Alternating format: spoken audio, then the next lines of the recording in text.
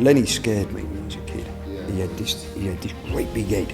You know what I mean? He just, you could sense the menace coming off of Lenny.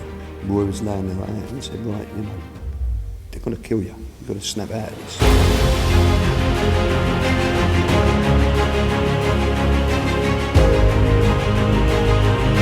And talk to me about your dad. Did he want you to grow up to be? Did he tell you when you were younger? Did you have conversations? He told you he didn't want you to go down the same path, or he was happy? Obviously, while he was going away all the time, what was the situation there? Not really. My mum used to go mad. Yeah. My mum would go mad, more than anything else. And my dad used to go to my mum, look, don't worry, he'll find his way. Yeah. And then, and I was always, I could spot a pound note. Even when I was 15, 16, I could spot a pound note out, do so. So when I was 17, 18, I was buying brand new cars. And all the kids the same age were like on the dole or had no money. They overtook me in time, and I got put away, and I come out, and then everyone started getting credit, and you know what I mean, getting cars on credit, and So, but like in them early days, I was earning good money. I was earning really good money. In the West End, I was earning a lot of money with, taking. I was doing the tickets tag. Okay, nice. With Alex Steen. And then as a spin-off of that, I started getting to know all the concierges. Yeah. I started getting all the concierges.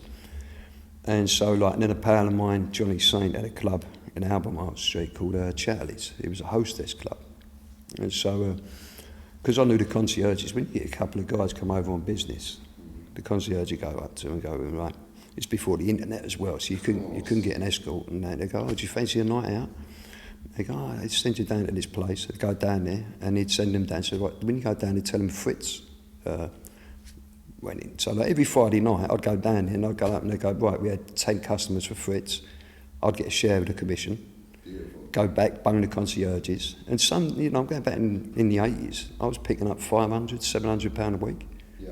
Which for an 18-year-old, 19-year-old, 20-year-old was good money. It was bloody good money in them days. And, some weeks more. Because sometimes, two businessmen come over from bloody Amsterdam or Germany, Munich or wherever, and they get in an argument about the bill. And the people are like, well, I'll tell you what, we call the old bill. And all of a sudden they're married. Now, do they want to get nicked in a strip club in London on a business trip? So, that was the game, you know what I mean, Christian? And, it was good. Excellent. And talk to me about the boxing game. Did you box as a kid in that? Obviously you said you were around the fights, you got taken to the fights as a young boy in that? Always boxed. Yeah. Always boxed, ever since I was a young kid. In and out of boxing. Boxed at Rosehill, Hillcrest, Epsom and Ewell, Kingston, all amateur clubs. I was on and off. I was, and then I was boxing again. And then when I got to about 16, 17, and then I had a bad motorbike accident. I broke my leg bad. And that knocked me out for about 2 years, really. I broke my leg really bad. And then we come out, and then, 20 years of age, clubs, birds, earning money. Yeah. It's hard to get down the bloody gym, And before I know it, I'm 26, 27, 28. Still wanted to do it, still in the gym training, but the ultimate goal, look, if you're going to go down, you're going to sweat your bollocks off in the gym as an amateur. Your ultimate goal is to turn pro. Otherwise, what's the point? Do you know what I mean? And, when I got to 28, 27, 28, I'm too old to turn pro. It's a young man's game, isn't it? Yeah, it takes you 3-4 years to build yourself up, you know what I mean? You come from the amateur pedigree that you jump straight in. Yeah, gold medal or something, gold medalist, you might be fighting for a world title in a year, but someone's going to put a lot of money behind you to do that. Business. So. Tough business. And then talk to us about going to the fights as a kid with your dad and that, some of the ones he was putting on, and when did you first get taken to one of these unlicensed things? With the unlicensed, with the Roy at first, Roy Shaw against Lenny Mclean, first fight. And that, I remember bits of it. How old were you? I was about 8. When was it? 7 or 8. And I remember bits of it. I was with my Uncle Ted.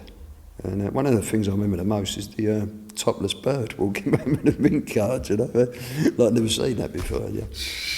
But, that was Roy won that fight. Yeah. He won that fight. I remember the second fight a little bit better. I was actually in the ring. I actually got in the ring. My dad got me a night a T-shirt on me mission. And and Roy got beat that night. And I remember it was a funny atmosphere. Lenny scared me when I was a kid. Yeah. He had this great big head. You know what I mean? No, you know, he just, you know, you could sense the menace coming off of Lenny. Say we're having a fight, you shape up, right? Right.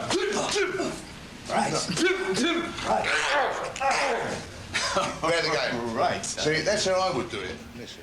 And the confidence, you know what I mean? The second fight, he was absolutely oozing with confidence. And he beat Roy fair and square. And I remember Gary Shaw was next to me, Roy's boy. He tried to throw a glass in the ring when Roy went over and he got stopped. And then my dad, there was about 20 seconds left, I think it was the first round, I think it was. And my dad went running over to timekeeper, who was Greg Steen. He went running over to me, ring the fucking bell, ring the fucking bell. Now, Roy's got up and he's gone. He don't know where he is, he's looking back. And we ring the bell, so they saved him. But like, you know, went 20 seconds, 15, 20 seconds earlier, trying to get him back that extra bit of time. And he went back to the corner, but he come out, he was still gone. You know, could have given him 5 minutes, you know, and he come out and Lenny boss, you know, put him through the ropes. And, you know, so I remember them days, and then my dad used to get tickets through Alex Steen with the ticket agency. Yeah. So I began to the Albert Hall and to see fights there, and you know. So I've always been around it, Christian. Nice. But how did your dad get into the unlicensed stuff? Was he friends with Roy, and then when Roy came out, they were just trying to provide him with a little earner? Was it as a favour to him more than anything, or? No, they knew it. Yeah, they knew each other in the '60s. Yeah. And I mean, they met in Borstal, I think. Was it? No, not Borstal. It was prison or Borstal. It was one of the two. And then when Roy came out in the '70s, my dad used to visit Roy as well. Like you know, when Roy was in Broadmoor, Roy always said it was my dad who saved his life, and they was dragging him up the arseholes there. And liquid cosh, you know what I mean?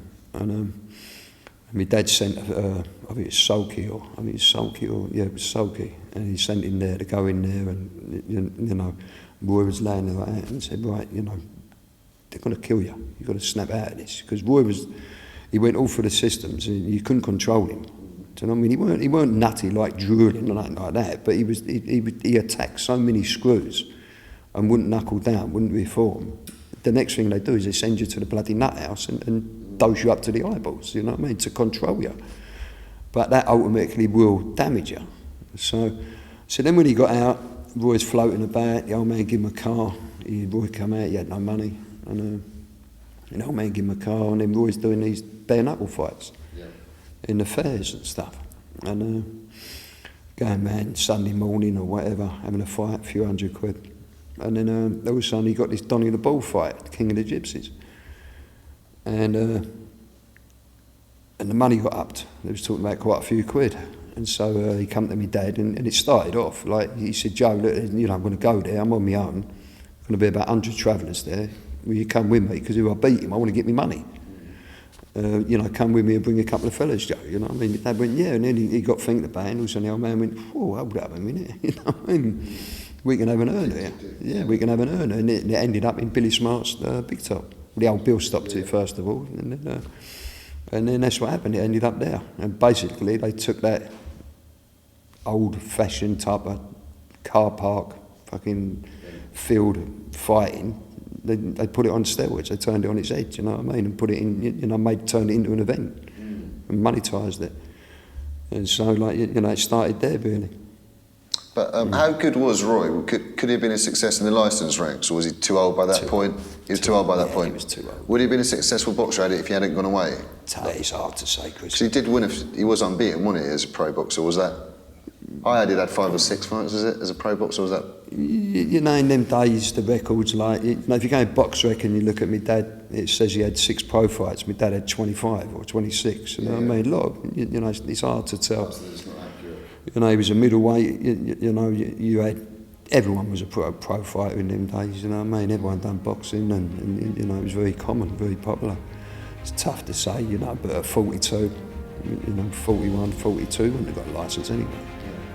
You know, nowadays, you know, like nowadays, like, remember when Muhammad Ali was boxing at 32, they were saying he was over the hill. You know, at 32 now, you say you're in your prime.